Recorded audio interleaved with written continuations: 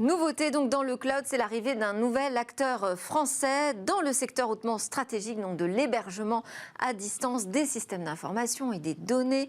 Il s'appelle Nuage. C'est un cloud public souverain et la publicité nous dit dans son plus simple appareil. Alors ça m'a donné envie forcément d'en savoir plus. Bonjour Vincent Armin. Bonjour. Merci beaucoup d'avoir accepté de répondre à mes questions. Vous êtes le président et cofondateur d'Oxeva, qui est une filiale du groupe La Poste. Et donc le nouveau papa donc, de ce nuage. Dites-nous en plus rapidement juste sur l'entreprise Oxeva. Alors Oxeva, c'est une entreprise qui fait de l'hébergement infogéré de sites internet depuis maintenant plus de 15 ans. Et du coup, justement, on vient de lancer Nuage, qui est notre offre de cloud public. Alors en quoi ça se différencie de ce que vous faisiez avant et qu'est-ce que ça apporte sur le marché? Alors l'hébergement infogéré, c'est on accompagne nos clients au quotidien. L'hébergement infogéré, c'est vraiment de l'humain. Alors que sur Nuage, là, vous êtes en self-service face à une interface et vous commandez de la ressource informatique. D'accord. Pourquoi lancer une nouvelle offre Nuage alors que vous êtes une filiale du groupe La Poste qui possède déjà des offres cloud pour les grandes administrations, qui peut déjà se positionner sur cette question de la souveraineté en matière d'hébergement des données des Français? Alors tout à fait. Alors La Poste, elle se positionne, mais elle se positionne avec une offre via DocaPost, via sa filiale DocaPost, et elle se positionne sur une offre qui est beaucoup plus grand groupe que la nôtre. Nous, la cible, ça va vraiment être essentiellement les développeurs, les CTO en start-up et en agence web. D'accord. Donc ça, c'est vos clients principaux. C'est notre cœur de cible, tout à fait. Votre modèle, quand vous dites on se présente dans son plus simple appareil, c'est quoi? Quelle est la différenciation par rapport à l'offre du marché? Notre modèle, justement, c'est la simplicité. En fait, simplicité de quoi? La simplicité, aussi bien au niveau des usages que sur le plan tarifaire. En fait, Nuage, on l'a construit sur 3 piliers, qui sont du coup la simplicité, la prévisibilité des coûts et la transparence, et la performance. Sur la simplicité, on a sorti... C'est simple, l'utilisation du cloud aujourd'hui. Qu'est-ce qu'on peut faire de plus? Non, l'utilisation du cloud aujourd'hui, elle n'est pas... elle est pas si simple. Honnêtement, elle n'est pas si simple que ça. Alors, qu'est-ce que vous décomplexifiez? Alors, on va décomplexifier notamment l'interface. Sur l'interface, on a une interface qui est sexy, qui est ergonomique, qui est efficace. Chez nous, en quelques minutes... en quelques minutes et en quelques clics de souris, on est capable de lancer une instance. Mais quand je dis en quelques minutes, c'est vraiment en quelques minutes. Je parlais la semaine dernière à quelqu'un qui est administrateur système, qui au quotidien travaille sur le leader du cloud américain. Et il me disait, et pourtant c'est quelqu'un de technique, et pourtant il me disait, franchement, il faut un doctorat pour utiliser l'interface. Donc nous, on veut vraiment simplifier l'usage du cloud. C'est-à-dire qu'on pourrait imaginer qu'on ait une interface française qui soit mieux designée, mieux dessinée, mieux conçue que ce que propose aujourd'hui le marché américain. Complètement. Et je pense qu'il y a énormément à faire là-dessus. Nous, on en est... En proposant la même qualité de service et la même richesse d'offres? Oui, tout à fait. Alors aujourd'hui, on lance un service, c'est le début. Le service, il est volontairement limité.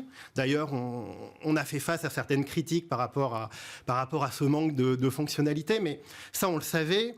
Et quelque part, je vais reprendre la citation du cofondateur de LinkedIn qui dit que quand on sort un produit, si on n'en a pas un petit peu honte, c'est qu'on l'a lancé trop tard. Nous voilà, à un moment il a fallu qu'on se lance sur le marché, il a fallu qu'on se confronte du coup au marché, et du coup voilà, on est parti avec des fonctionnalités aujourd'hui qui sont basiques, mais qui sont hyper simples à utiliser.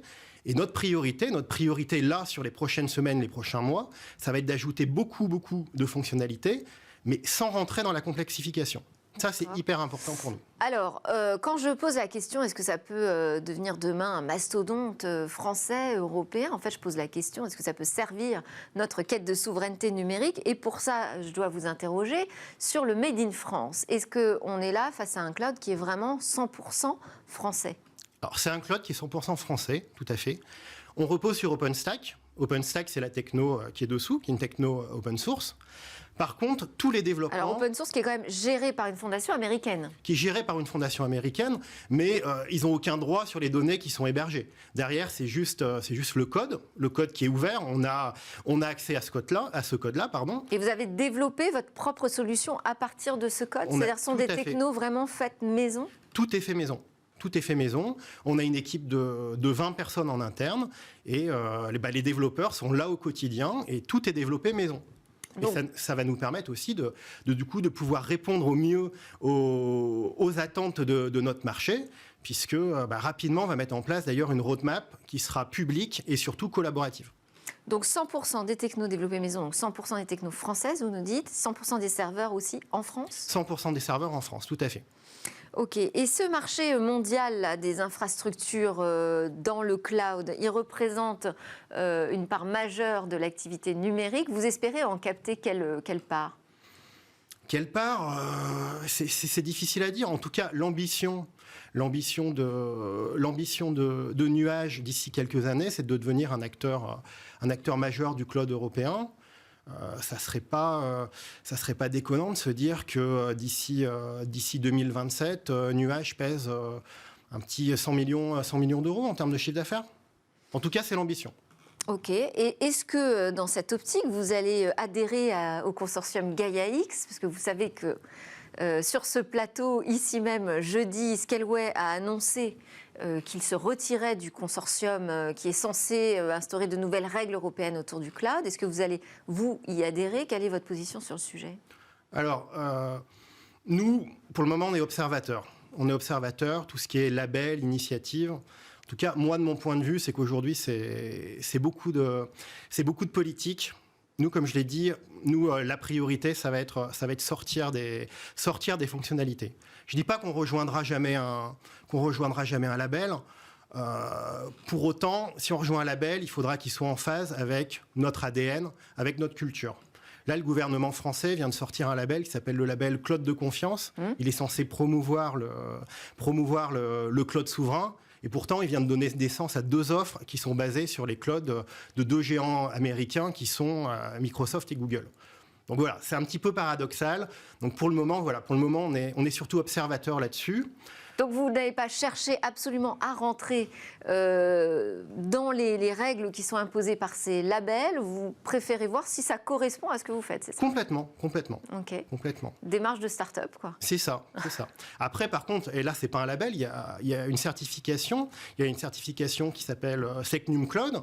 Et sur cette certification, là, on avance là-dessus parce que là, c'est quelque chose qui répond du coup à un cahier des charges. Et c'est pour nous, en tout cas, quelque chose de beaucoup plus concret que les différents labels qui peuvent émerger en ce moment.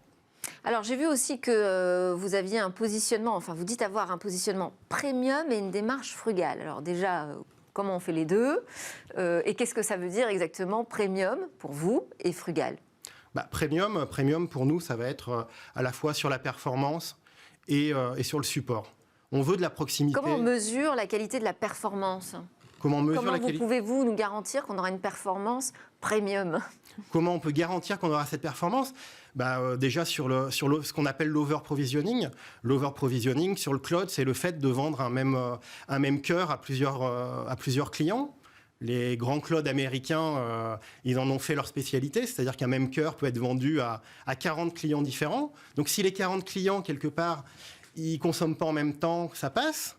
Mais quand on se retrouve sur des périodes de forte consommation, là, il peut y avoir une dégradation des performances. Donc ça, vous ne le ferez pas ?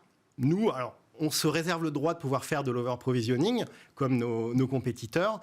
Par contre, ça sera fait dans la mesure du raisonnable, et en tout cas, toujours en ayant dans notre optique d'avoir les meilleures performances possibles. Alors, sur la frugalité, on va terminer là-dessus. Sur la frugalité, c'est ce qu'on disait, c'était que... On va rajouter des fonctionnalités, mais ces fonctionnalités, il faut qu'elles soient simples. Je pensais que la frugalité, vous alliez adresser la question de l'impact environnemental, de votre cloud. Alors, l'impact environnemental, c'est quelque chose de très important pour nous. Au sein du groupe La Poste, toutes les émissions carbone sont compensées, du moins pour les activités numériques. Donc ça, c'est un point important. Et rapidement, on va avoir pas mal de choses à annoncer là-dessus, Okay. Et notamment sur la mesure réelle de l'impact carbone de nos infrastructures. Super, peut-être que vous reviendrez nous en parler alors à ce moment-là. Avec plaisir. Merci beaucoup, merci Vincent. Merci à vous. Armin, Merci de m'avoir président, cofondateur d'Oxeva qui lance son nuage. donc un nouveau cloud français et souverain. C'est l'heure d'adresser la question de défense nationale dans Smart Tech. On va aller voir du côté des startups qui sont spécialisées aux côtés de nos armées.